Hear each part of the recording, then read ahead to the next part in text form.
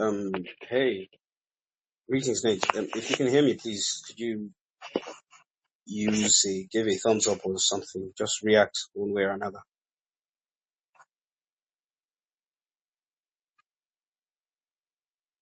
Or is there a delay?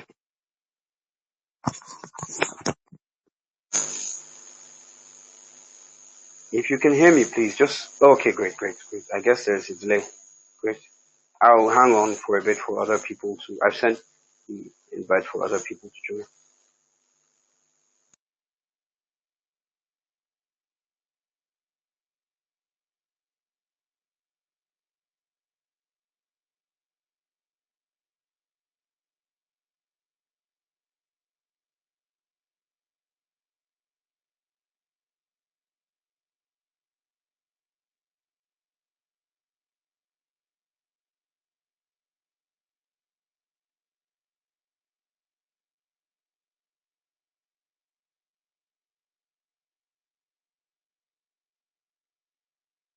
Wow, oh, Cyrus is here. Well done. Welcome, Cyrus. We're just hanging on for a couple of minutes for more people to join in, and we'll commence. 5 minutes maximum.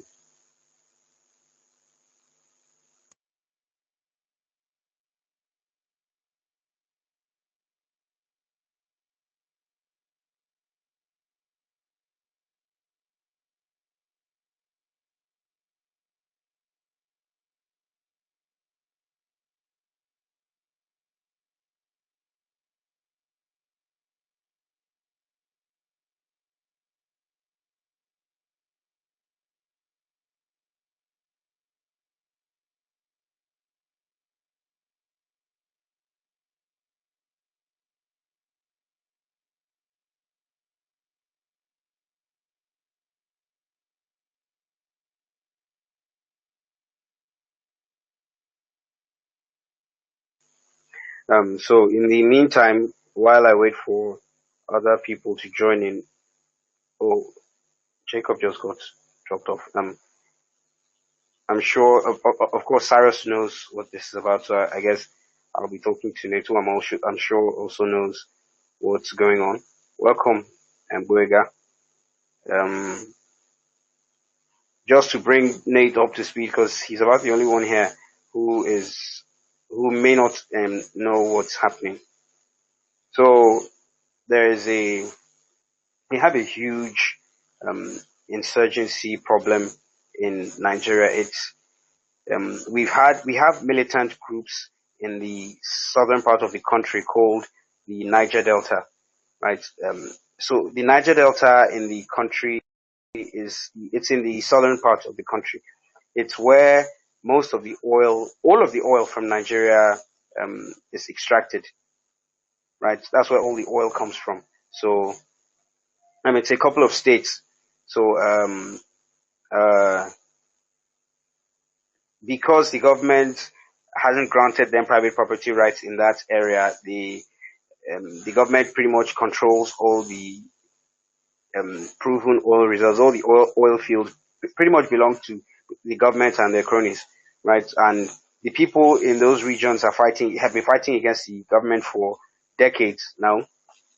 But their militancy has sort of calmed down. It's not as aggressive as it used to be. And those guys weren't particularly in the habit of fighting against civilians. They mostly attacked government officials, military men, and maybe they would kidnap um, workers, oil company employees like from Shell or Chevron or any of these big multinationals that extract oil from here. So that was mostly their shtick, and then of course they would pay ransom and then release them. So apart from that, we've had insurgencies in the north, which are majorly Islamic insurgencies. People who believe that Islam is the one true faith and everyone must be violently subjugated. So we've had those for decades as well in the northern part of the country, where you have a Muslim majority. Now, just to say this to our non-Nigerian, non-African, because I'm sure those in West Africa are also familiar with this. If you observe mostly people in West Africa, I can't speak to South Africa and Eastern Africa, but people in Western Africa, they are not in a hurry to support Palestine. Excuse me. They're not in a hurry to support Palestine in this conflict, because they've seen a lot of harm that Islamists have committed in this part of the world. So they've seen it firsthand.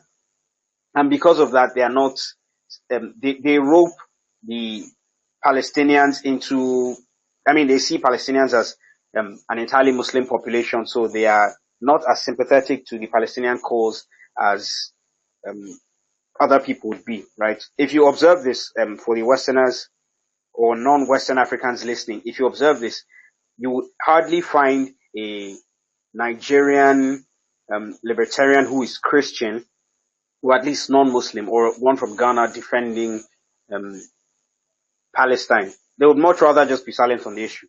Anyway, so let me move on from that. So we've had an Islamist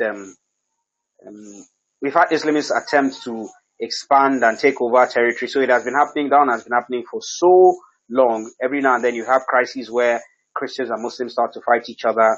And then, of course, in 2009, Boko Haram rose to prominence, and they tried to take over 2 states. They were pushed back by the government, and they went silent for a couple of years and then resurfaced again. And sometime around 2015, we got a new president who was actually the spokesperson for Boko Haram. Imagine that Nigeria was ruled for 8 years by a man who was the spokesperson for Boko Haram. He was the voice of Boko Haram. He was the one they would communicate their grievances to, and then he would come speak to us. By the way, this man once publicly said an attack on Boko Haram is an attack on northern Nigeria. So do with that information what you will. We had that kind of man rule us for 8 years. So when this man became, our former president, Buhari, became president in 2015, Boko Haram sort of disappeared, right? So the Boko Haram militants, what happened, and every Nigerian knows this, is that they took off the military garb and then they started to attack people as civilians. So now they call them bandits, they call them Fulani herdsmen, but it's the same people, it's the same agenda. It is both religious and political, but I think it is more political than it is religious, and not everyone will agree with me. I say this because if you take out the religion from from what is happening, you would still have these same problems coming from the north, because their goal is just to expand. They are taking over territories that are rich in oil and agriculture and so on and so forth. So that's really what's happening. So I would not, maybe I'm just being naive, but I wouldn't, these are just my thoughts. Other people would have other things to say about this. Please, if you want to come on as a speaker, I would let CEO take most of this, because he has the 2 suggestions. This is based off his 2 suggestions, letting Nigerians be armed and secession. So I've invited him on as a speaker, and I'll let him take over at some point. So this has been going on for decades. They've been murdering Nigerians. Early this year it was 500 people.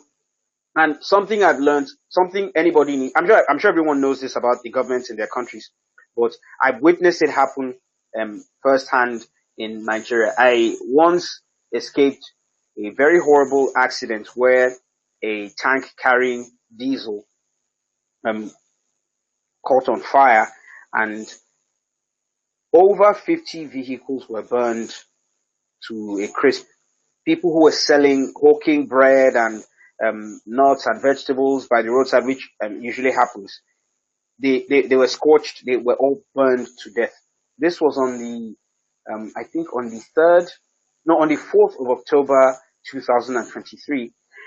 I remember this very clearly, because it was the day I think it's called that was the 8th All African Games. It was the day that the ceremony took off, that accident happened, right? So I returned to the scene of the accident a couple of hours later, and there were no burnt cars on the road, there were no corpses on the road, and this was something that I witnessed, that people dead. But then on the news that night, the government reported that only 3 people died. So, only God knows how that happened. So, I'm saying this to say, when the government reports that 200 people died in Benue State on Friday night into Saturday morning, it's a lie. It's most likely way more than that. And so these things have been happening over and over. And I need to. I just got home from work, so I need to get dinner. While I'm eating, I'll just let CEO just take the conversation from here. CEO, please take the mic. Okay, thank you, Ikombro. Good evening, everyone. We are really saddened by what the news we are hearing about the 200 or more people who were senselessly slaughtered in Benue State. And I think I'm seeing posts about a similar attack somewhere in Enugu State today. It's just senseless, and I pray that their souls will rest in peace. I was looking at the various reactions from this incident and how we can really come in and offer a different opinion on what is happening. I saw the president's post about it. It was ridiculous. I was so infuriated. He said he was basically trying to sit on the fence and not point a finger at what exactly the problem is. Was people should try and be open to reconciliation, and it was just crazy hearing that from the president. But it points to a larger problem, that there is no political incentive to handle the situation. So, looking at what people are saying all over the Twitter timeline, it seems many people are narrowing it down to, oh, this government is heartless. They should do something. Why isn't the president speaking, or why isn't he taking decisive action? Then the supporters of the president and APC are trying to find a way to show that he is probably doing his best, or the governors should take more responsibility for security, or it's not that bad, and so on and so forth. So that is basically the level of conversation we are having. But nobody's really seriously trying to handle the root cause or a final solution to the problem. It's one of the things I want us to talk about, like what exactly causes this repeated and senseless violence, and what could we as liberty lovers offer as a more lasting solution to this issue. So I'll let other people speak, then as the conversation continues I would chime in. So I think we have some other speakers here. So who would want to speak now? Please let Yeah, Cyrus let's go. go. Go, Yuga, please just give let Cyrus go, please, before you go, Yuga. Please, let Cyrus go before I added him on first. He usually has very interesting takes on things. I don't always agree with him, but he has a good head on his shoulder. So let's hear what he has to say. That's fine. Oh, thank you very much, Ekombo. And Go said a lot of things. And good evening, everyone. And it's always sometimes when we hear these things and we read these headlines, probably because we are Nigerians and we are kind of used to some of these headlines and stories. But this is and will I say exceptional, fortunately exceptional incidents, and you have to be outside of this country or this landscape to even understand how bewildering and how shocking it is to say 200, 200 people were killed in a region, in a place, and it's not a war zone. The country is not at war. People are not being fired from external countries or whatever. And you hear these things and it's crazy because you then wonder like what exactly is happening. But because for you to target even 10 persons, right, in a place, we hear about mass shooting in the US and other places like that, mass killing and whatever. And those numbers are even minimal compared to the kind of things that we see. And it's not the first time, right? Probably some people, yeah, maybe you get to know about this, maybe this first time you're hearing this. It's not the first time, and it's not the first incident. It's not even the maybe 10th or 15th. You'll still, there's still going to be more, unfortunately. There's still not like I'm predicting some kind of doom, but there's still going to be more. And Ekumbo made some, some assertion, some of which I agree with, that it has a lot of ethnic, religious, and tribal undertone, and there is tribally and religiously motivated. That needs to be interrogated, obviously. But I would tilt more to the aspect of the tribe or the ethnicity, because those who are actually behind this, or those who are supposedly behind this, the supposedly Fulani herdsmen who are nomadic in nature and who are usually known from they have this expansionist tendency towards territories, right? So you hear a lot of people are from Benue. I'm not from Benue. I'm not from the middle belt. I'm from the southwest part of the country. Say things like, "Oh, it's an expansionist position or tendency to displace people and take over their land and take over their territories, and that's why this is so targeted at certain ethnic group and whatnot." But whatever the case may be, whatever the reason may be, it's okay to interrogate all of these things. Like I said, I'm of the position that it's more ethnically motivated than it is religion, because the people are not being killed in the church. Like there was the one that happened, was it not 3 years ago, where certain, was it not Esme also targeted a church in Ondo State of around, just say also regarded as Niger Delta, so we're calling Niger Delta, where they killed, I think, about 100 people with a bomb in a church. Now, you could, of course, assert and say that is religiously motivated, right? And Nigeria is a multi-religious country. Nigeria is a very delicate country. People are very what's the word I'm looking for now? Very sensitive about religion, about tribe and whatnot. But honestly, whatever the case might be, it's just the case of, you know, when you hear these things and like 200 people were killed, where is the security outfit? Where is the protection of life? Where is protection of properties? Right?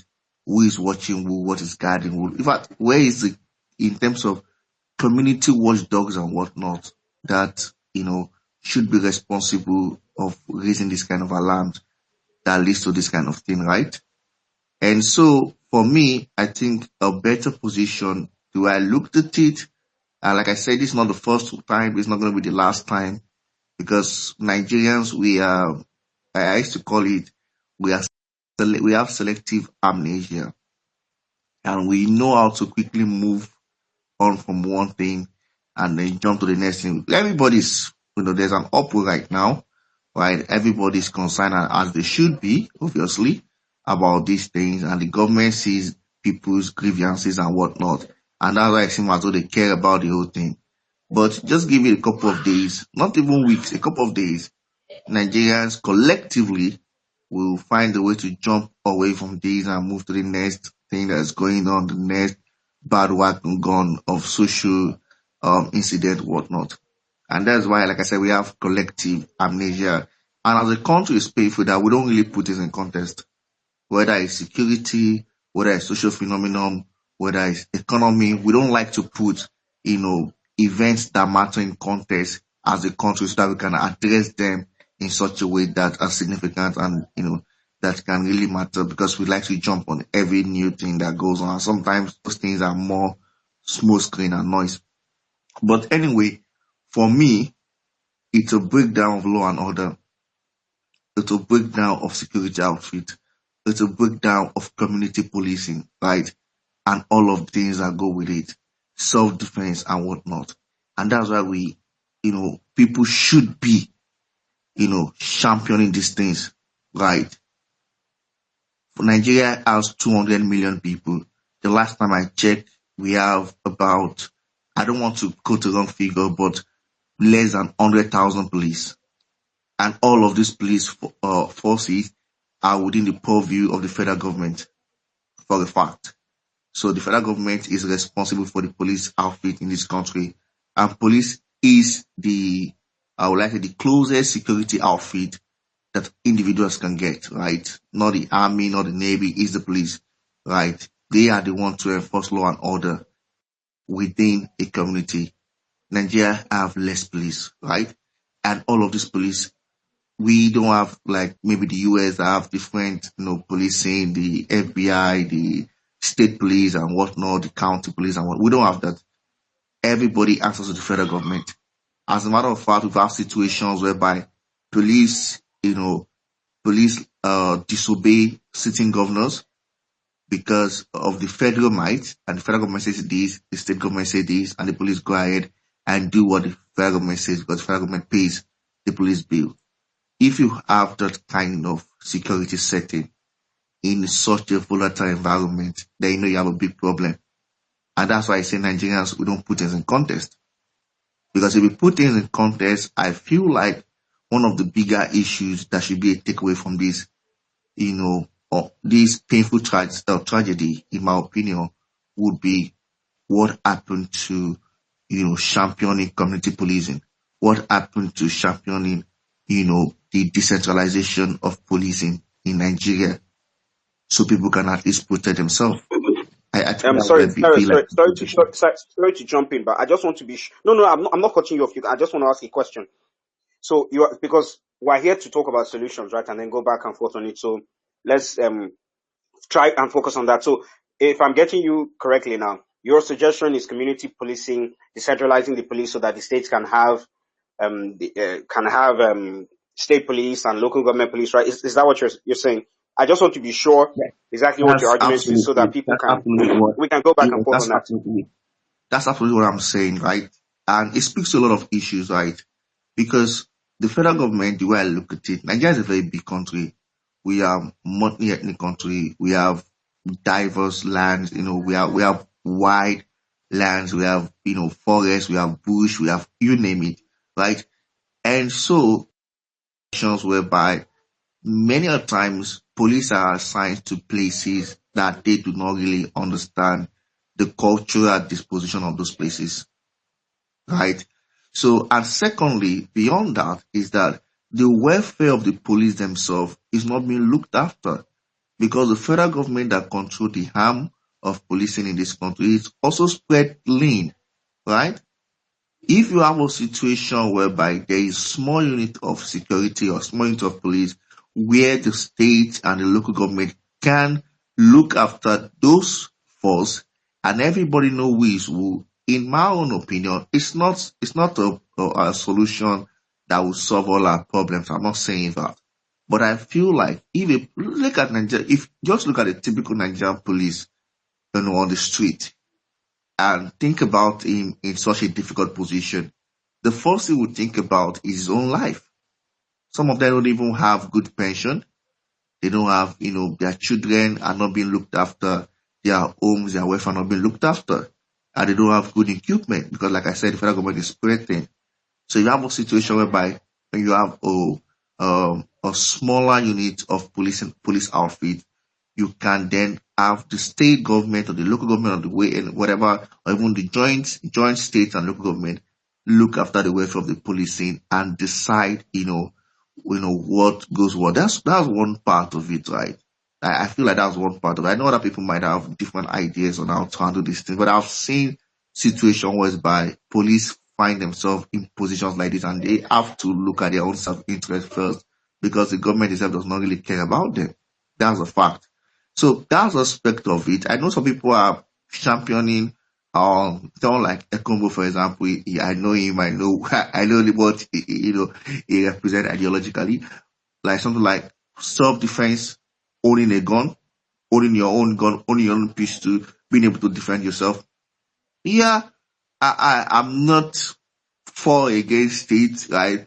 It's just that for me, the way my mind works, what I'm thinking about is how does it play out, you know, practically, in terms of knowing who get the right permit, knowing who get the right license, knowing how to, those kind of things. I don't know how it plays out. Probably in the nearest future, if you have a system that really work, because all these things not like it's not possible, it's not practical, but you have to look at it within the context of the system that you are in, right, currently. So if you have a system that really work, whereby institutions are working, whereby the first responders are there and things like that are if you have something like that in Nigeria, obviously when people can have like license gone, to protect themselves.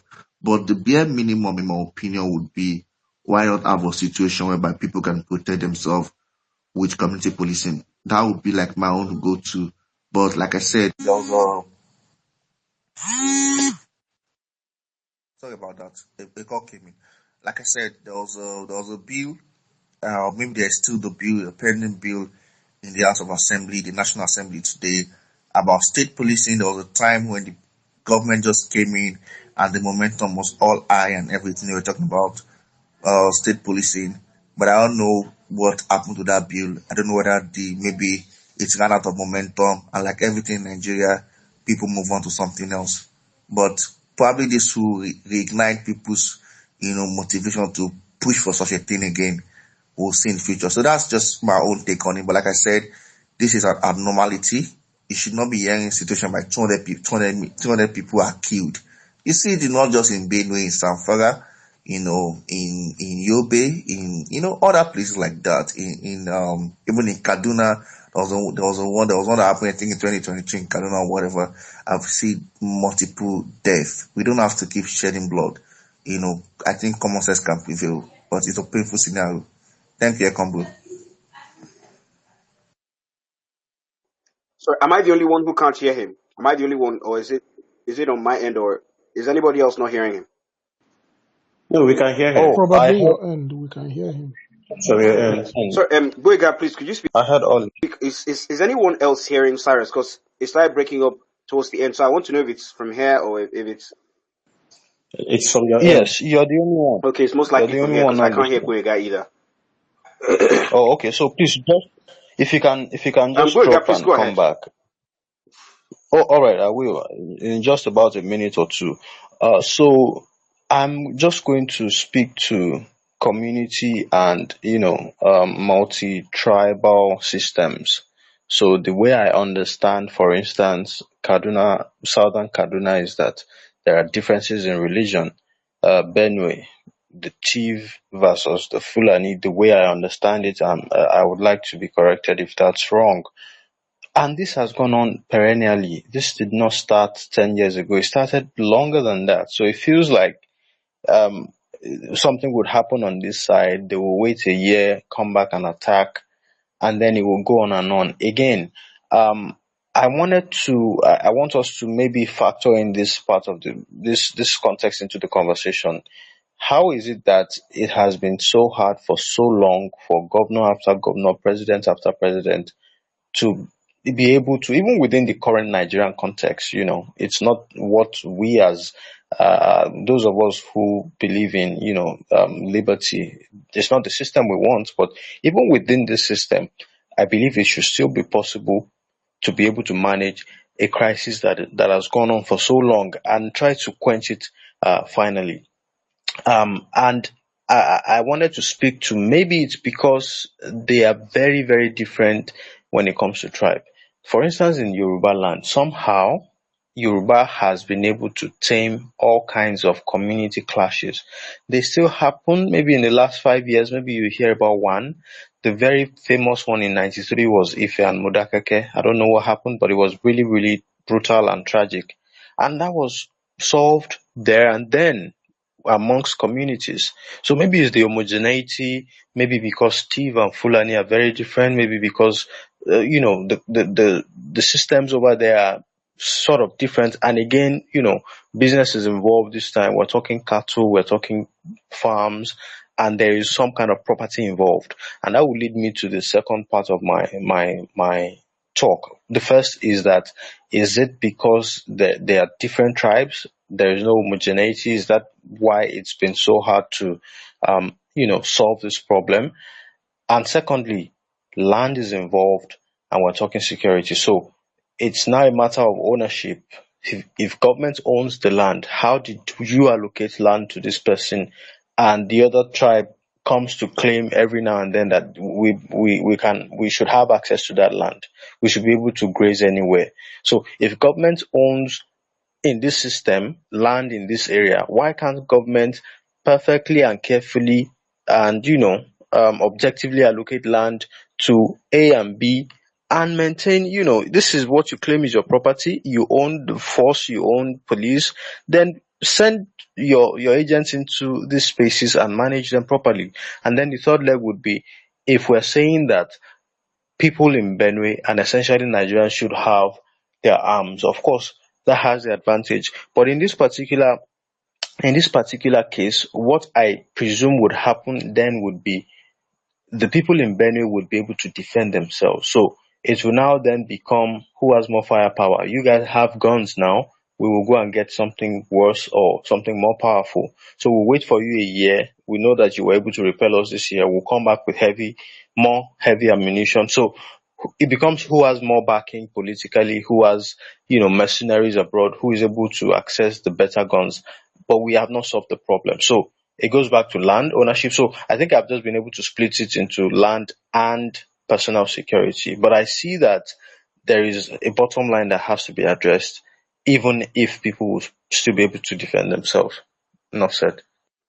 Okay. Thank you, Boyga. Okay, can I just chime in with regards to what Boyga said about it being a tribal thing? Yeah, but Then I please, think if you can as well, because as I said, this race is mostly on you. If you can speak on what Cyrus said as well, if you can. okay. Yeah. All right. So I think one of the major stumbling block to having a neat political solution to this is this. In Nigeria, politically, we are not comfortable with saying this is an ethnic clash between so and so ethnic group and the other. It's not politically correct to say this ethnic group is at fault and they should be blamed. If you listen to everything the president has said and his post on Twitter, you will see exactly what I mean. He's trying to toe a very fine line of not casting blame on anyone. So it's very hard to solve a problem when you cannot clearly say this person is at fault or these people are to blame. That is number one. But the second problem is this. Most Nigerian politicians have political incentives that they weigh before they weigh the lives of the citizens. So their first concern is, how do I get re-elected before they even start thinking about the lives of people? And even from the governor's reaction, you know that he's weighing all that. He's cracking down more on people who are protesting the killings than he has ever done to defend against the death here. So that's our big problem here, that there is no neat political solution to this. So Goiga was talking about ethnic groups, and the truth is this: we all know, or we all have an idea of who is to blame for this specific instance of violence, and we all know why they cannot actually, the political powers cannot actually crack down on it, because they control about 30% of Nigeria's voting population. They are probably the most powerful political bloc in Nigeria, because really our politics, after you strip it down to everything, it's basically ethnic politics. Nigeria's politics is basically Yoruba versus Igbo versus Fulani. So if one of the powerful groups is somehow in support of what is happening, it's very difficult to find a solution to it that is very neat. Then I would like to speak a bit to the second point that was raised about state policing And political. What I should have said is ethno-religious and political. So this is what CEO just said. Nobody really wants. Now, I'm not saying, I'm not saying Cyrus is burying his head under the sand. I know. I happen to know that he lives. Excuse me. I happen to know he lives in the southern part of the country. At least I think he does. Even if he doesn't live there, he was born there, and he's probably spent some time there. And I've noticed something with people who live in the southwestern part of the country, the Yoruba speaking states of the country. I've noticed that they are very oblivious. So I've lived in the north. I lived in the north for a very long time before I started to move around. So I've noticed that northern Nigeria and southern Nigeria are two different countries, two different ideologies, two different sets of news, two different religions in a manner of speaking. So it's two different countries. Actually, it's more than two different countries, but two major divisions, north and south. When I first interacted with people from Lagos, I mean, like proper meeting people in Lagos, mostly Lagos and Ibadan, I realized that they're entirely oblivious to um, things that happen in the north here, right? People are very, very oblivious. Let me give you a practical example. In 2014, when people were clamoring for President Buhari, people up north were like, when I mean people up north, I mean the Christians in the north, right? The people from from Benue State, from Plateau State, people were very, very anti-Buhari in the north. But then in the southwest, I have friends who are Igbo. So these are people from the east who were defending Buhari's presidency because they live in Lagos. So they are entirely clueless to what is happening up north. So people who live up north, and I'm sure that there are some of us here who live up north who know what is really or let me put it this way. Let me not speak definitively like I'm God and I know what is happening for sure. But there are people up north who, let me say, they see things differently than those people who live down south. So when those of us who have lived in the north for a long time and have seen both religious and I've seen ethno-religious crises, we know what we're saying when we say this is ethno-religious. Of course, there is a political aspect to it, but we can't leave out. By the way, I mean, you don't even have, because Cyrus said there are people, they don't, if it was a religious thing, they would have been attacking in churches. That's not entirely true, even though they do attack churches in the north, but those things are not reported. Um, they don't have to attack, they don't have to go to churches to attack people when they know that Benue is majority Christian. They know this is a Christian community. And notice that most of these attacks take place at night, not during the day when they can be seen and maybe intercepted and people can fight back. So they are not looking, so that's why most attacks would not take place on a Sunday in church, right? It will happen in the night when people are sleeping. So they know these communities are Christian communities. They know that these communities are non-Fulani, non-Christian, non-Muslim communities. So I have to push back just a bit on that. As CEO has said, we need to address, if we are going to be sincere, we need, and again, this is not saying Cyrus is being insincere. I'm just, which is why I preface what I said by pointing out that people in the southwestern part of the country don't really know what's happening in the rest of the country, and it's vice versa. We too, we don't know or care about what's happening in the southern part of the country. So you guys are oblivious to what's happening there, just as we are oblivious to what's happening in the southwestern part of the country for the most part. So this is not attributing malice to what Cyrus said. We know a different side of the story than you guys, and seeing as we live here and the problems started here. I mean, I've lost people, not person. I've lost people to religious crises in this country, right? In the northern part of this country, I've lost people to this. So I know what it is. I know what it's like. I've had family members who literally escaped death. I'm not saying maybe they came to attack like 2 days after my person had moved. I mean, they were there while the bloodshed, while the carnage was taking place, and they escaped. So we know what we're talking about. These people heard what the insurgents, what the attackers said. So I just wanted to point that out.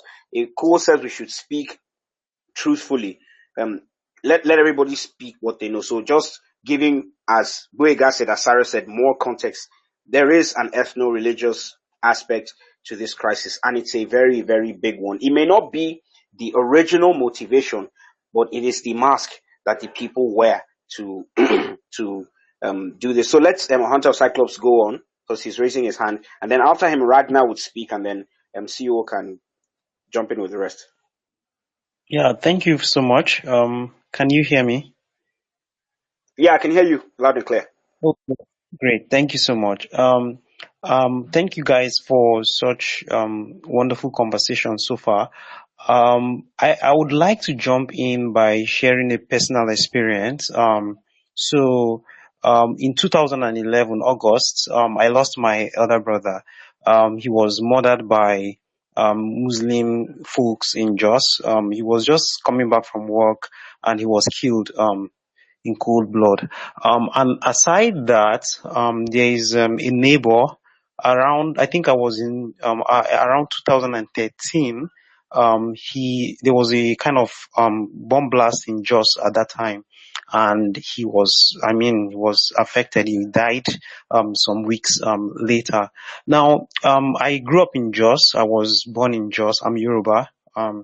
I grew up in Jos, and so the way Jos is currently, you realize that there's a kind of division between religious groups. So, for example, if you are coming to Jos, what one thing that would be at the back of your mind is that you want to stay around your religious group. So you would want to stay within the. If for example, I'm a Christian, I want to stay among Christians. So if you're a Muslim, you would want to stay among the Muslim guys. So there is a kind of line that has been drawn in Jos. So there are places that Christians dare not even step into. I'm not trying to throw any form of shade or whatever to the Muslim guys. Muslims can actually come to the Christian area without so much of an issue, but Christians can not even dare it. You can't go to areas like Angwarogo. That's what that particular location is called.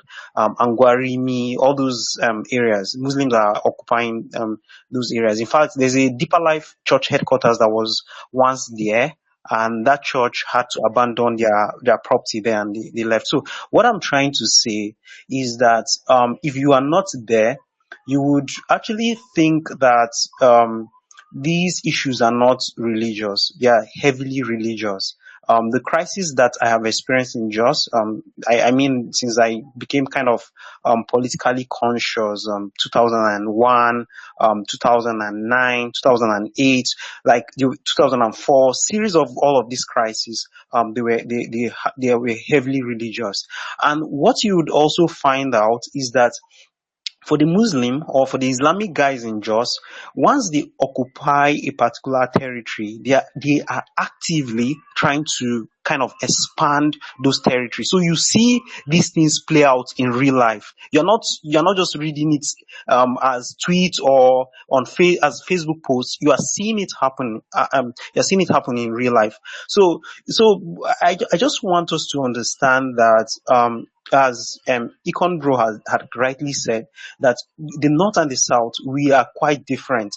I mean, if you are in the north, like far north, we these are two different countries completely, and I think we should also consider that at some point the idea of living in a multi-religious society as Nigeria, we should really bring it to the table and really discuss it. And in fact, initially, when I used to early days, when I used to hear of national divorce, it felt like a heresy to me.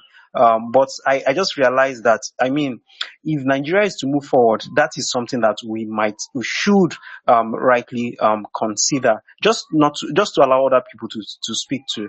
The second thing I want to say, I was just checking recently the number of active service men and women that we have in Nigeria, and we have like over 600,000 of them as at now. That's I am not sure, but I don't think they are up to 1 million. So if we are to kind of one, that means one service, or others, army and the police combined, 1 to 300 and something people, if I'm correct. And we already know that most of these policemen are actually political they're protecting politicians. So you as a citizen you have nothing for you. So my point is that we should not throw aside the idea of arming ourselves, like private ownership of guns. I strongly advocate for that. I believe that if we can, find a way around it, which I think we can. We are not idiots. I think we should go Sorry, did we lose him or is that just me again? back. It So seems like I am It's it's done. just me. Okay. Is you. So I'm done talking. Thank you. Okay, so Cyrus, before I let you come in, because Ragnar has to go on first before you, let me just say, rather, I just want to say I corroborate everything he has said, right? About Christians being unable to go to Angwarimi and certain places in Plateau State. And it's not just in Plateau. Let me just tell the story as well. Um a friend of mine was in Bayero University, Kano, right? Many, many, many years ago. And it was a Friday, and a friend of his, a Muslim friend. So this friend is a Christian friend. So they were hanging out, and then a Muslim friend of his was came, like he was breathing heavy, and then he ran and told him. I almost said his name. He told him, "Leave this place right now. Leave this place. My people are coming to murder all of you." Right. So of course he stayed off campus, way off campus. So he started to run, and then of course he told his his Christian friends. So all of them jumped over the fence and be I mean, these people chased them from I'm not going to give too many details, chased them from anyone who knows Kano, from where they were to Sabongeri. These people chased them with machetes and sticks, and so this was before the time when they used to use guns. So they chased them till they got to Sabongari. Fortunately for them, when they got to Sabongari, because there are lots of Igbo people who live there in Sabongari, those guys were prepared. They literally had guns and were waiting for them. So my friend and the crew, we have to say, we have to shout out like we are Christians, we're Christians, and that's how nobody was hurt, and then there was refuge for the people involved. So I just have to corroborate the story. These things do happen. As I said, I personally lost people. Um, Thank God, and it's very unfortunate for you that you lost a brother. I haven't lost anyone in my family, and I almost did, by the way, in the same jail. So thank God that that didn't happen to me. But it's unfortunate these things do happen. So um, let Ragnar go on, and then Cyrus can speak. And then when we're done with this, we start to talk more about solutions. I would like to address something about community policing. Hunter of Cyclops has already addressed certain issues about the police. Even Cyrus said this: the police is stretched really thin. So we have that problem, and then they are still given to they are basically just bodyguards for the government officials. So sorry, Ata, I tried to add you on as a speaker, Ata Olaolu, because I saw you reacting when we first started. So I would like to hear your thoughts. If anyone else wants to speak, just indicate, and I would let you come on. So Ragnar, please say your piece. Cyrus goes, and then CEO, and then we see where we go from there. Hi guys, good evening all. It seems there are a lot of us from the north here. Like I'm not from the north, but I lived most of my life in the north, also in Jos. I was born in Benin, but we moved to Jos in 1984. So I've lived most of my life in Jos till I left for university. First time I left for university was to ABU Zaria, where I did 1 year before I left to the east. But I've lived all my life in Jos, so I know what you know the previous speakers have been saying. I know all these hotspots, the 2009 crisis, Angwarimi, Angwarogu, all those places. I had also personal stories of friends. There's a friend of mine, a Yoruba guy, him and his family, their house was taken over by the Muslims. Till today, they can't, it was just, there is no deal, no contractual, just, the house was just taken over, they exited, and that was it. Till today, the house is inhabited by people they don't know, and they can't go back there. So that is the story of how the stuff is. I remember previous crises, even before 2009, the ones that started near the Jos Central Mosque, where after a Friday Jumat prayers like this, something will just happen, and before you know it, the whole town is ablaze and killings continue till military men are called in. That was how Jos has always been, and I lived through most of that. So I know what we're talking about.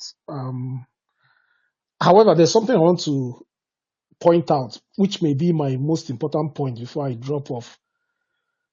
A lot of us have tried to say, okay, what is the cause? Like, is it ethno-religious, political? Like Ekombro said, we'll move on to solutions. I think we should actually focus on solutions because, to me, this is to me though, I may be wrong, but for me, the cause doesn't really matter. Like, I don't care about the cause. I care about people being able to protect themselves, whatever the cause, because, a society that doesn't protect the individual, to me, is already becoming a failed society. So when we're talking about protecting groups, forming groups, police, state police, community police, the individual has to have a say in those things, like being able to protect yourself. Because, okay, somebody gave an example, for instance, I don't know how many police people are in Nigeria, but let's imagine it was the number that was given, 100,000. If it's 100,000 police people in the federal police versus 200 million Nigerians, you're talking of an average of one policeman to protect 2,000 people. So how does that even begin to work? So we know some of us that live in the north know how the north works, where Fulani herdsmen can come in through the bush. Before they can encounter one policeman, they have raided villages. The place where I schooled in Vom, in Plateau State. Vom is like one part of Plateau State like that. A lot of my classmates can't go back to their own villages in Bassa, local government. There are so many there are some places that have been raided and taken over by headsmen. And even those my classmates can't even go back to their villages anymore. For years now, they can't go back. None of them can step foot. So these guys raid, take over, and the governments just keep quiet. All the Plateau State governors that come in, they just come in.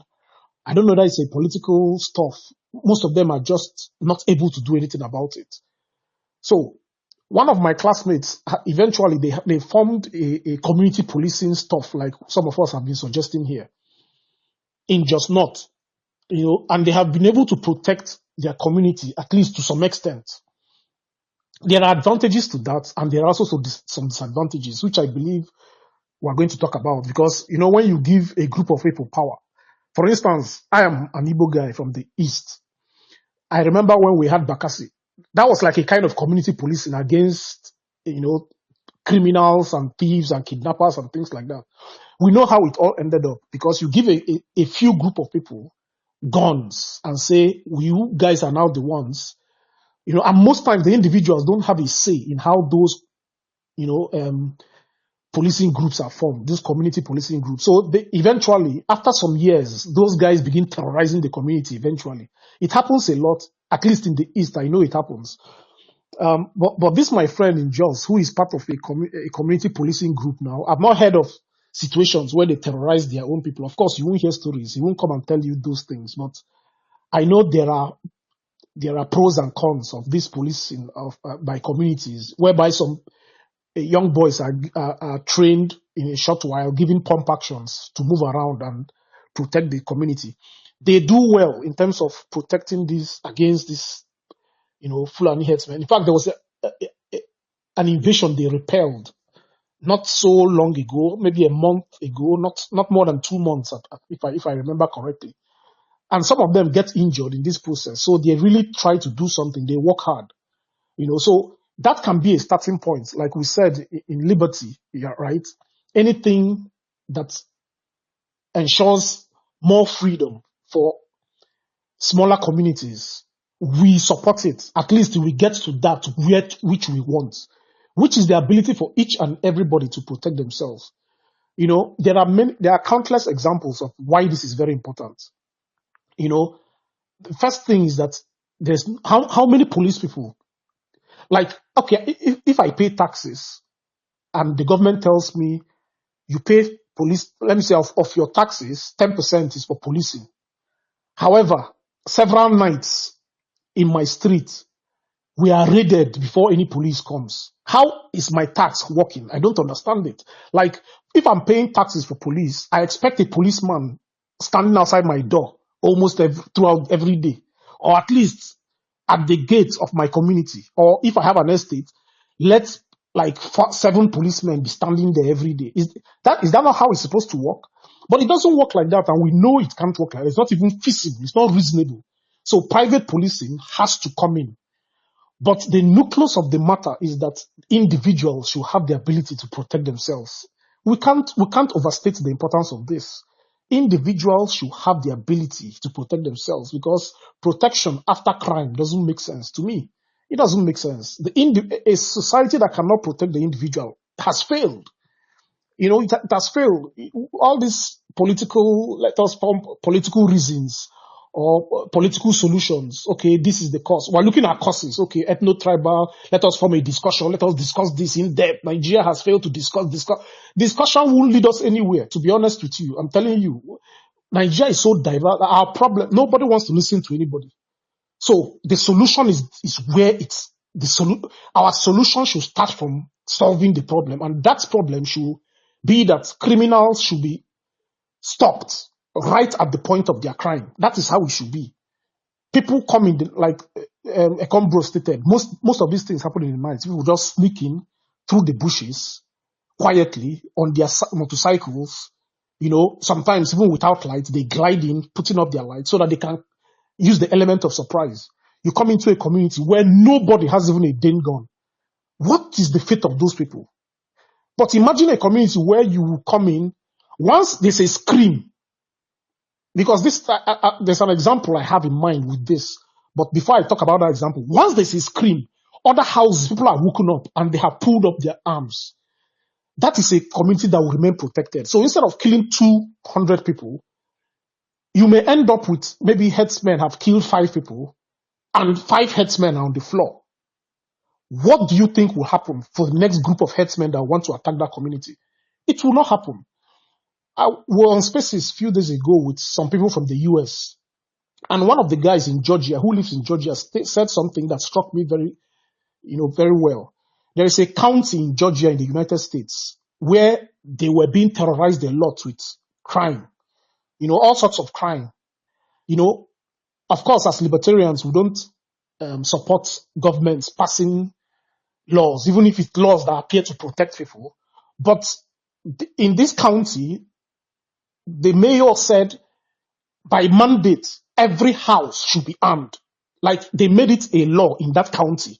Every household should have a gun, because in the US you are allowed to have guns. So why are you not having it? Why are we having this rampant crime? So they pass it as a law. This is a county in Georgia. You can go and find it out for yourself. Guess what happened to crime rates?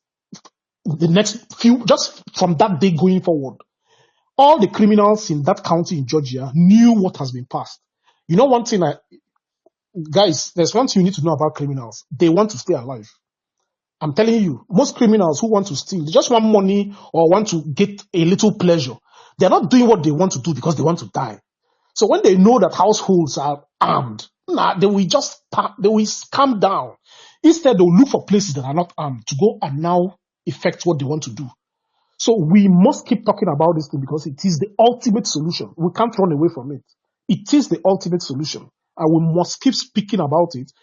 As unpalatable as it sounds, even though some people who have spoken here before said, well, we don't know how it will play out, they feel we're going to enter an anarchy society where everybody will be shooting everybody. I don't think it's going to happen, because you and I will not go onto the streets shooting people with guns. So we must keep talking about this thing. But of course, like I said before, starting from community policing, private policing, these are steps towards the ultimate goal, which we all wish for. Thank you. Okay, before Saros jumps back on, Ragnar, thank you very much. You said a whole lot. The thing about the mayor in a county in Georgia that said they should arm themselves. I think I vaguely remember hearing something like that. Nigeria needs leaders like that. Even though, of course, I'm totally against people mandating or forcing anybody to do anything. But I don't even think there are people who would hesitate if they force us to get guns. So I think we need something like that. Now, just one point. I agree that we should talk solutions, but I won't go into why now because it's a very delicate matter. But one reason why I feel we should always identify the proper cause of the problems is because the reason why we're doing this is we're offering solutions, right? Who knows who will be in the power to make policy tomorrow? Or nobody knows tomorrow, right? So I believe it is very expedient for you to know your enemy. It's a good thing for you to know what is responsible for the problem. Yes, the solution is community policing and private policing and having individuals having arms to defend themselves. But if you don't know the enemy, I don't want to say too much about this one because it's very what is on my mind is sensitive and could offend some people. But it's very believe me, it's good that you understand what exactly is responsible for the problem. And of course we've overflogged the point now, but yeah. So Cyrus, please go ahead and say what you want to say. Yeah, thank you so much, Ekombo, and thank everyone who has spoken. And like you said, many of us here, or many of you here, it's a lived experience. And I'm from the south. I'm from the southwest, and so probably the experiences are different. Absolutely, yes, right. But we also move around, right, and we pay attention to what's going on across the country. And like Ekombo said, it's not like I'm being economical with the truth or I'm trying to bury my head in the sand. One of the first thing I said, like when I started speaking earlier, was that the motivations behind all this needless killing is both political, religious, and ethnic. You can't divide that. You cannot dismiss that.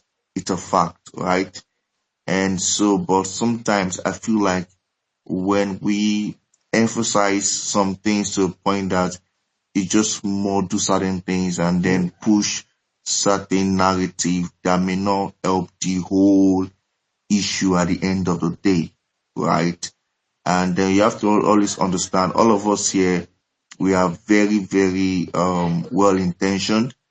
Our goal is to have a society that is safe, that is secured, and our fellow Nigerians are protected. But that cannot be said, of everybody else, right? And so for me, when I look at issues like these that are sensitive and and I see certain comments or certain things that people try to push, Nigeria, if you look at Nigerian security problem in general, right, not only in the middle belt that we're talking about here, there are certain factors, both primary and secondary, that result into this, breakdown of law and order. For example, if you look at places like Kaduna and Benue and Plateau and other places like that, you can easily arrogate those incidents to religion. But if you go to places like Maiduguri, Yobe, Samfara, for example, which is always the hotbed for insecurity, you will less likely find religion, right? So if there is any clue, I'm sorry, Cyrus, sorry. Let me just jump in here just for a second. okay, If you in Maiduguri, it's not, because Borno, a lot of people don't know this, but Borno actually has a very, very large Christian population. A lot of people don't know this, as does but Yobe. you And can't say the same thing for like Samfara, for example. yes, you can't really say the same for Yeah, for and there's Zamfara, a but lot of banditry going on there. Zamfara's case is actually a private property Okay. rights issue. We discussed it last at in the space last week. It's because of gold, but we'll get into that another And time. if you walk down to, let's say, Southeast, for example, where we have the issue of the secessionists, the IPOB and whatnot, you can also, that's what I'm saying, that you can always pinpoint one reason or the other. And there's nothing wrong with that, by the way. I'm not saying anything is wrong with that. I'm not afraid to call out whatever religious extremities that might be causing mayhem in my country. It's not something that I'm worried about, right? I won't lose sleep over it, right? But what I'm trying to say is that whatever the reasons of the breakdown of law and order might be, what my own concern is that how do you save the next life, right? Especially in situations like this. That's my own concern. Because I grew up with Christians, I grew up with Muslims, I grew up with those who don't practice faith at all. And I've worked with all kind of people, at different work in life, and people have different motivations. But if you look at the Fulani nomadic people, they are very much concerned about territorial expansion than they are about religion. That's what, for example, in Kwara State, where many of them later domiciled, and they came as visitors and then they displaced the so-called indigenes. The same thing happened in Oyo and other places like that. And if you look at the history of that, many of Sorry, them, sorry, Cyrus. I have to jump in here. We're okay, still going back to the issue of we're still going back to the issue of the cause. Let's just focus solution now because we're supposed to end this absolutely, at uh, 11, and I hope we can even end it before 11. So okay, please, let's just jump straight to solutions. absolutely. And so to just move forward to the issue of solution, because I know, because when people pick situations like this, and then, like I said, Nigeria, we have to put everything in context. There are certain things that are more important than the other. Right? Insecurity of lives, insecurity of property is very, very important.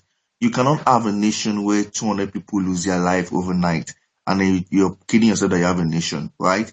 So it's very, very important. But when people pick it up and they make it political and they model the whole thing up and they don't have anything out of it, and that's the painful part of it. And that's part of the solution, that we should know what to major on and not major on the minor. So here's the point. We talked about state police. We talked about community police. The reason is that if you look at the way Nigeria is structured, Nigeria is and a multi-ethnic country. But even at that, apart from few cosmopolitan states like Lagos, Port Harcourt, Kaduna, and some others like that, many Nigerians are domiciled within their region. Many ethnic groups in Nigeria are domiciled within their region, even in the southwest here. And what that tells you is that people are more uh, localized or more community centered or community minded.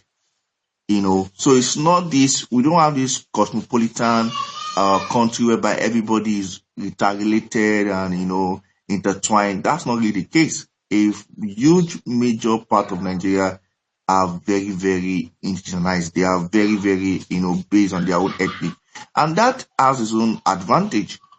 The advantage it has is that that community or that ethnicity or that tribe or whatever, they can have a system or a security outfit that serves their interest. It's very, very important. If I'm a police officer and I am being deployed to somewhere, I don't even speak the language of that place. And I'm supposed to organize the people there and organize security outfit there. There is a disconnection in that place. There is a disconnection. So that is one part of it. So when we talk about community police, and somebody here, which is a very brilliant point, I don't know whether it was Ragnar or someone that left, that talked about the Bakassi, security outfit in the southeast. These are the kind of things, probably with the backing of the law and, to give some kind of legitimacy to it, that people need to protect themselves. But the first thing first is that, are we even proposing, are we even championing that kind of view, whereby your police officer is within your community, you can relate with your police officer, you can relate with your security, whatever you want to call them, sheriff or whatever. That is the kind of safe community that we need, right? And I also mentioned the issue of the incentive, the welfare incentive that police are not taken care of because all of them are within the purview of the federal government. And there is the fear, which also have an historical part, which is like, oh, if there is a state police or a regional police or whatever you want to call it, the political actors of those regions, of those places, are going to use for their advantage. Absolutely, yes. It has happened before in Nigeria, and the possibility is there. But I feel like the pros outweigh the cons.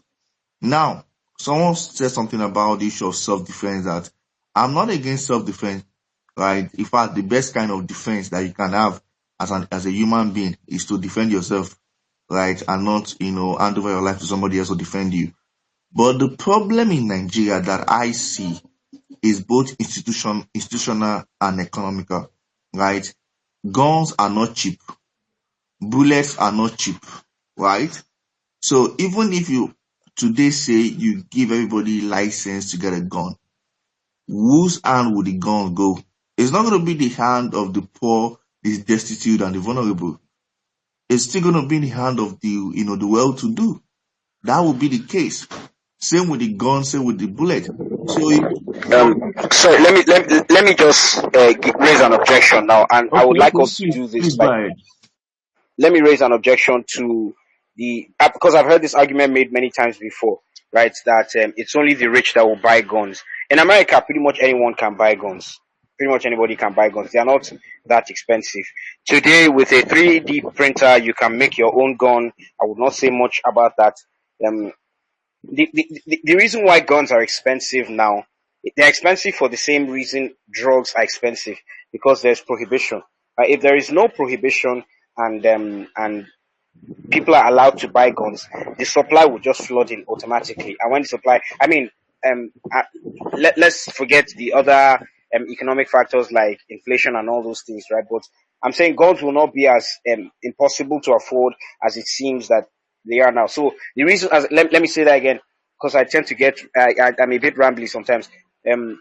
Guns are only as expensive as they are now because they are scarce, right? So in order to get a gun, you have to go through the police, you have to sign this document and talk to this person and that person and get this permit and that permit. And then if you want to get it illegally, it's even more expensive to do so because the supply is limited again because of the restriction. But the moment it becomes a normal thing, you would even see all these local guns that they make now, people would even make them better. I mean, don't be shocked if gun manufacturing companies come into Nigeria and start to make guns. So that I don't think that one is that much of a problem. But if you have other objections to, let's say, when people have guns, they start killing each other and stuff like that. Those are the kinds of objections I'm looking forward to hearing, because I would like to argue against people who have those objections. If it's not clear, I'm with Ragnar and Ko and most people who think it is okay for us to arm ourselves. So I would like to hear arguments that people think, arguments against the position that Nigerians should own guns. Argument would be that even if the supply becomes mainstream in the long run, that will not be the case, in the short run. That would be my first argument. So when you have a situation whereby, let's say today, tomorrow, God is permitted in the country, the first people that get their hand on the first few guns that are made available would not be those who are in IDP camp in Benue, in Plateau, in Kaduna today. Those will not be the first persons. And then we also have situation whereby political actors are actually funding some of these insecurities. So you can imagine the kind of incentive you just create by allowing, whoever can to own a gun. That would be my first argument. So let me address this. Does anybody want to address this? Because it's very obvious the flaws with this. Does anyone want to address this particular? CEO, I've seen you were muted. You want to say something? Okay, go ahead. We have this problem of making the perfect solution become the enemy of the good. So well done. If we cannot find a solution that solves the problem today, then we look at ways we can poke holes at trade-offs. Of course, we know that all these things have their trade-offs, but I believe if my community is besieged by terrorists constantly, I would want to have access to firearms, and I want to have access in a way that the police will not come later and interrogate me for defending myself. Like there was a case that made the news of someone who defended himself, and a headsman died, and he's in court right now. So if it goes for death sentence, so Death Tragically. sentence, exactly, for defending himself. Yes. So if we reach that situation where self-defense is not seen as a crime, we have done a very massive thing already. Yes, we know the guns may first go to the rich, very possible. We know some communities might have to crowdfund to get a few, but that's still better than having none. So my contribution is, let's not make the practical solution suffer because it's not perfect or it does not plug every single hole.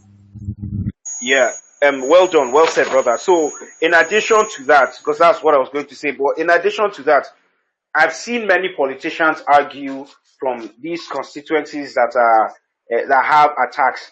I've seen them argue that they should allow them get guns. Do you know that there are people in Benue State?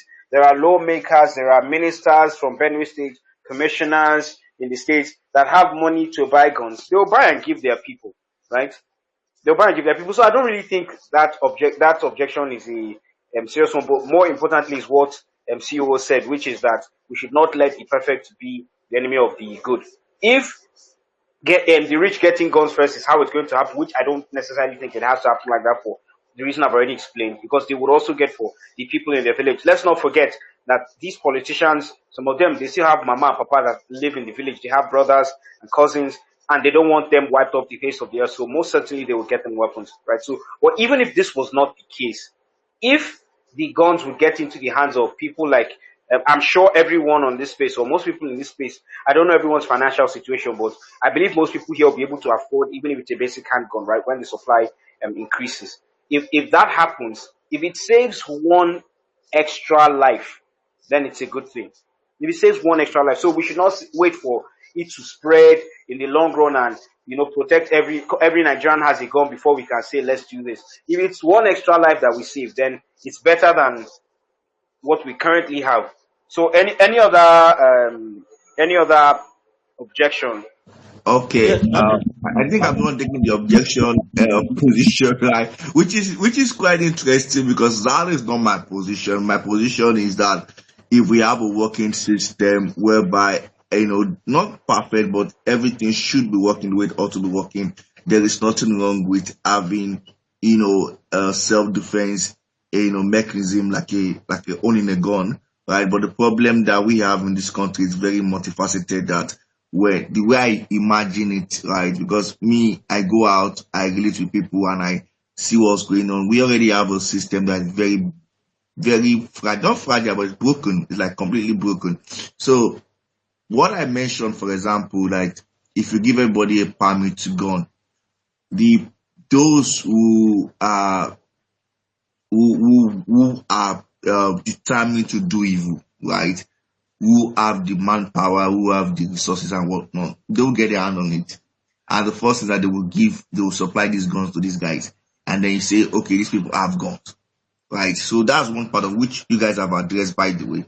Another part of it is that even Nigeria as a country itself, we don't even have, like, let's say, a database, to know who is who, right? Even as a country, we don't have a serious database, social security that can tell who is who or what is what.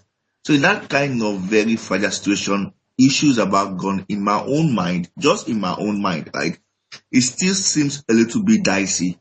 Now, like I said, I'm not against self-defense. I'm not against having your own mechanism, to defend yourself. And I've said it here before that the best defense would be self-defense.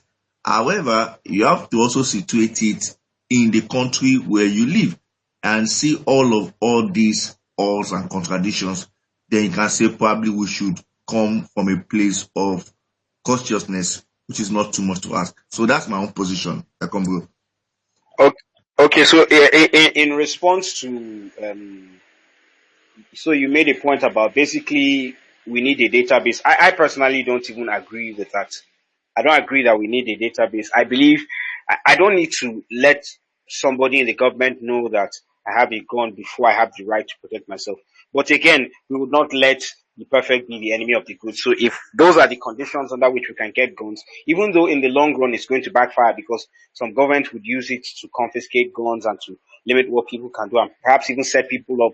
So, but yeah, we won't let that be get in the way of us protecting ourselves. It's better for us to have guns that are registered than for us to not have guns at all, right? But the perfect situation would be to have guns that aren't even registered at all. So again, so you made mention of people going out in the streets, wicked people. The wicked people already have the guns. This is an argument I've never understood. Right? Gun laws only stop the law abiding from defending themselves. People who want to kill, they kill. Right? People kill with machetes and knives and poisons and IEDs, and clubs and arrows. Literally every day, people run people down with cars and all sorts um of ways people murder each other, right? Who want kill go kill. So I don't see why people are saying all of us. I don't know why people have this mindset that if we get guns, we'll go out in the street and start shooting each other. It's not true. The people who go out in the streets and shoot each other are those who are currently beating themselves up with sticks and stabbing themselves. It's still the same set of people, right? Giving them guns will allow them do the same thing that they already want to do, right? But then now the only difference is that you and I have the ability to defend ourselves from them.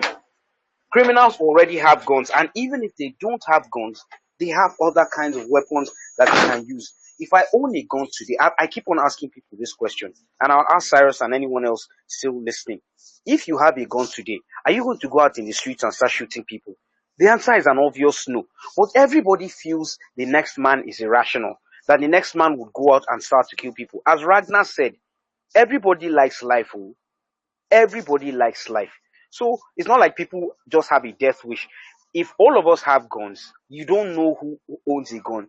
But okay, so I think this is how we will play out. But realistically, I think this is how we'll play out. When people get guns, when Nigerians have guns, initially, the first 6 months to a year, I believe there would be some form of chaos. Not necessarily that crime would increase, but gun crime would increase, which cannot be attributed to the guns. I believe I don't need to explain how that is now statistically, right? So I believe that gun crime will increase, but not overall crime. People will start shooting themselves. It's perfectly normal. But after a while, human beings are very adaptable. They will start to learn. Those two guys, they shot and killed themselves. So people will become more cautious, right? People will become more cautious. America went through their Wild West phase where people did all that nonsense, but things have sort of stabilized now. I mean, it's not perfect, and it's more imperfect in the places where guns are prohibited, which should tell you something. But after a while, people will start to respect themselves. People learn when they hear that two people foolishly had a road rage incident and pulled out guns and started shooting themselves. People will be cautious going forward. When I am outside, let me keep a level head. If I go out and I'm driving and somebody cuts me off or maybe hits my car, I need to be level headed because he might have a gun. People will start to think, people will learn. And in 6 months to a year, the country will adjust. I don't think people are going to run out in the streets and start killing themselves the way everyone thinks. I don't believe that. One thing that might happen, especially given as things currently are, is that people rise up against the government. And I honestly don't have too much of a problem with that. But anyway, That's that's a neither very here nor great, there. one thing, America in the 1700s, where people were gunslinging like anything from east to west, there was no database. Sure, there was no database. That's not what is necessary. Those things can come eventually when a respectful society is built. That is how the society, freedom builds these things you want us to have now. But if we don't have a respectful society first, we can't build what America has built over the years. And to get a respectful society, what do you need? The rule of law. How can you ensure the rule of law? People need to be afraid to attack another person's property, whether it's bodily or landed property. And how can you be afraid of that? Is that you know that people can defend themselves. If you come out in a crowd because they have said everybody can own guns, think about it for a little, because we see videos of what happens in America. America is a good example. And even places like Switzerland. Many people don't hear about Switzerland, but do you know that people own guns in Switzerland? But how many times? It's a respectful society. because people know what everybody is capable of. There are, I think they call them, what they call them in Switzerland, Zug. There are places where if they go to vote, people even, you're allowed to wear your sword on your hip as you go to vote, even till this day. You are allowed to carry your guns to go and vote, even until this day. Go and find out. All these things are there for everyone to read. A respectful society is built. If we have a crowd like in Nigeria, or let me say in the US, we've seen videos. Somebody, let me say, having an argument, road rage, and you pull a gun. We have countless examples of people who pulled a gun for useless things. Once people feel endangered, you will be gunned down because you're not the only one that has a gun. And that's a teaching mechanism for every other person that exists. So, like what Ikombro said, in the first 6 months, you will see hot heads like that being cleared out of society. And none of us have a problem with that. We don't have a problem with that because you need to learn. People need to learn. Even when some parents will lose children, we will cry about it, we will write about it on social media, but that is a normal learning process for society where everybody will eventually learn that, you know what, this gun is for self-defense. It's not for you to, when you feel like somebody has hit your car, you pull it you want to shoot somebody. That is not what the gun is for, because once you do that, you will be the one that is likely going to go down. So, Ekombro is totally right with this thing. That is how it's going to play out. But we have a fear for it to even test it in the first place. And that is why we will keep suffering for those who do not keep to laws, who are termed criminals, right? Because the law in Nigeria is that you can't own guns, but criminals have guns. Why? Because criminals don't keep to laws. So we will keep being under the boot of those people, whether it is the legal criminals, politicians, or the illegal criminals, the ordinary criminals like robbers and kidnappers and the rest. We will keep being under the boot of these people unless we change.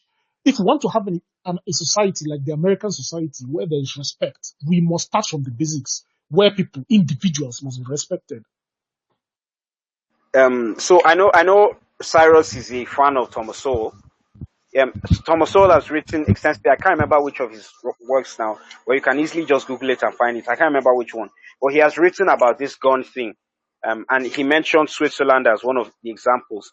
I was arguing with one particularly obtuse fool that usually gets in my way every now and he mentioned that the most peaceful countries in the world don't have guns, and I mean, I was like, this thing doesn't add up, and then I went and I checked online. And I kid you not, about 7 of the 10 countries, including Switzerland, Ireland, and a couple of other countries like that, actually allow carrying guns, and people actually carry guns in those societies. Let me just make one last point about this. This more guns equals less crime thing that people talk about. They usually point to America and say mass shooting. A mass shooting has never occurred in a place where people are allowed to carry guns. It has never happened. Go look it up. It has never happened. It's always in schools or in shopping malls where people are searched before they enter, or in states where they don't allow people carry guns at all. But just imagine if somebody walks into a market in Nigeria, right? Walks into Alaba market, and then he pulls out a gun and maybe makes a war cry or something, and maybe he's fortunate enough to gun down one person, and everybody in that market is armed.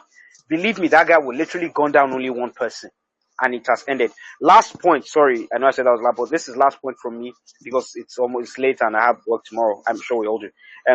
What Ragnar was saying, the summary is: let us not baby society. Let us not say because we're afraid that people will do this and will do that. Let's stop treating our fellow adults, our fellow human beings like children. These people are adults.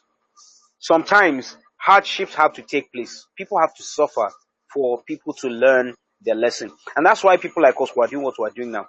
We're trying to educate people. Now that I know these things that I know, if they say Nigeria should start carrying guns, I will not go out in the street and be acting a fool, right? I won't be one of those people who will be caught dead because of some misbehavior of somebody that just had a gun, because I know basic common sense. I have basic common sense. Let me just put it. that way. So let's stop babying society. We do not need the government to do everything for us. The government is not your father or your mother, and you are not a child. Society has to evolve. Nigeria has to grow to maturity. Let's stop babying people. Let's stop saying, we are afraid they will do this, we are afraid they will do that. Let them do it, and then they will learn. And that is the only way society can evolve, when we have obstacles and we overcome them. But if we keep babying the Nigerian society, then we are never getting anywhere. As Ragnar very, very rightly said, freedom, liberty is what is going to give us the kind of society that we envy. Nigeria has gotten it backwards. The world has gotten it backwards. Those people had liberty, they had free markets, and then they built their economies, and now they are wasting what they had built. But we are foolishly trying to use statism to achieve what those people achieved through liberty. We are not going to get it any other way. There is no other path to success, to peace, and to prosperity. Broken Mug, say your piece, and Koa will take us home, and then we'll call it tonight. Okay, so good evening, guys. I've been trying to connect, but my internet has been poor. So about this issue, what may I think is fear and irrational fear. Let me put it that way, irrational fear. And I think enough debate, enough talk on it is what is going to actually solve it. I feel like a national talk, because so many people believe that chaos is just going to happen. I I have had this discussion with people that are well read, political science people that are very, very well read.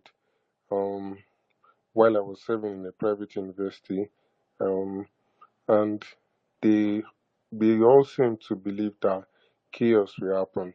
And me, I keep telling them that although something that will resemble chaos will happen, but it is what me I would consider as um, natural selection. People that are foolish, people that are foolish, they will go.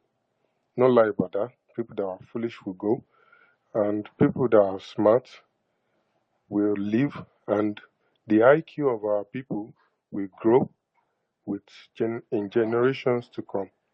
And I don't see any, personally, I don't see any backside to it in the long run. So that's my conclusion. Thank you. Okay, thank you so much. I think most of this talk of chaos is because of the school shootings and public shootings that we hear of in the US, and they are exaggerated. First of all, more than 50% of gun deaths in the US are suicides. But mischievous people add that to the statistics of how guns are dangerous.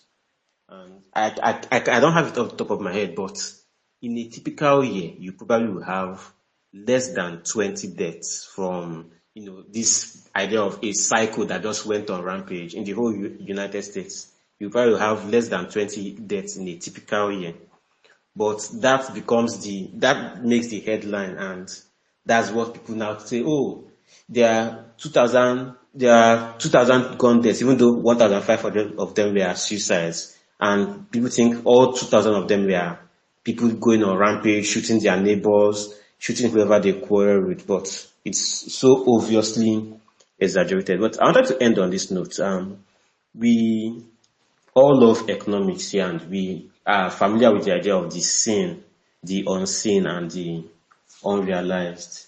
And a lot of the focus of gun proliferation is on what is seen. When people have guns, they will do this and that, but we don't talk about those things that don't make the headline. Maybe someone who went to rob a store, and the store owner had a gun and fired back, and the armed robber ran away. Those things don't actually make the headlines of people who actually defended themselves, and because of that, something that could have been an incident did not make the news. Or even the unrealized areas that might have been a soft target for crime, but because the criminals knew that those people there were heavily armed, they did not even venture there. Of course, that does not enter into any statistics. So people just focus on, there will be people, cycles going on rampage, forgetting that there will be many cycles also who would be stopped from going on rampage, who will make that decision not to fuck around and find out, precisely because they know that where they are going, there will be guns to fire back at them. And I think the sad part about the discourse in Nigeria is that we are the absolute minority who are trying to make many of these security issues to be focused on gun legalization. Most people are making it an APC. Tinubu is bad. Peter Obi. I saw a post that said Peter Obi will solve security in 1 week. That is the level of discourse we have in this country, and that's one of the things we need to be pushing. That there are actually practical solutions. It's not all politics and my candidate is better than your candidate. Your candidate is a bad president, even though he is, and all that. So if we keep on giving these hard truths to people, hopefully there will be a few people that will be open to the ideas. I think many people that are opposed to these ideas are the more cosmopolitan city people, because truly in their day-to-day life they cannot fathom why they would need guns. But people who are actually living in these rural communities who face insecurity daily, they instinctively get it because they know that this is their lives and their livelihood. So that's pretty much what I can say. Okay, it seems like Mo wanted to comment on something. Do so. Let's round off, please. I'm sorry, but I just want to add that um, just to consider the manufacturing or the economic side of of the of this policy of this change in Nigeria. The economic side, let's say manufacturing, like the industry, like it's somehow like it's just transform Nigeria. Like that alone will transform Nigeria. That's like my 2 cents again. Thank you. Okay, thank You you. mean, So, is it like okay, God manufacturing or what? Yeah, all round, from guns to like bullets to because now we have to have private companies that will produce, that will actually be security companies, and we have private fields that people will have to train and do stuff, you know. That will literally change this country around. Completely agree. And yeah, that is why it will not be out of reach for the common man eventually. yeah. Um, Perhaps one day. So I really wanted a situation where dissenters would come. That CMO guy and Siwon Shewa, Mohammed. I know Mohammed couldn't have been here, but if he was available, he'll be here. That one is no. He's not afraid of debate. Cyrus, thank you very much for being here. I know generally you're on the same side as us on these issues, but you are more moderate than we are. So it's you are not a dissenting voice, in my opinion. We are all on the same side. You just see things slightly differently than we do. Regardless, thank you for being here with us. Please, let's try and encourage people to get see. Everybody that is here knows that what we are saying is different from what everybody is saying. This APC PDP solution is not going to get us anywhere. APC PDP LP. It was that Morris Monye guy, I think, now that said the Peter Obi can solve this thing in 1 week problem. I'm like, these people are just silly. So, thank you guys for being here. Please, if you can, talk to your people. Let them join in on spaces where people are bringing new ideas, exotic ideas, practical ideas. Let them stop running away from debate. I called Shimon Shewa. If you see the story he was telling me, he said I'm a bad faith actor. Now for that guy, me, bad faith actor. You know. Anyway, or rather, he said I don't debate in good faith, which is the same thing. Me of all people. Anyway, so it's just ridiculous now. So let's try and get more people on board. Let's engage people. I know they're avoiding us, but one day they go see hear us. God bless you all for being here. Cyrus, once again, thank you. Thank you, Adam. Thank you, Mr. Nature. Thank you, CEO, Mog, Ragnar, Cyrus. God bless you all. See you when next we do this.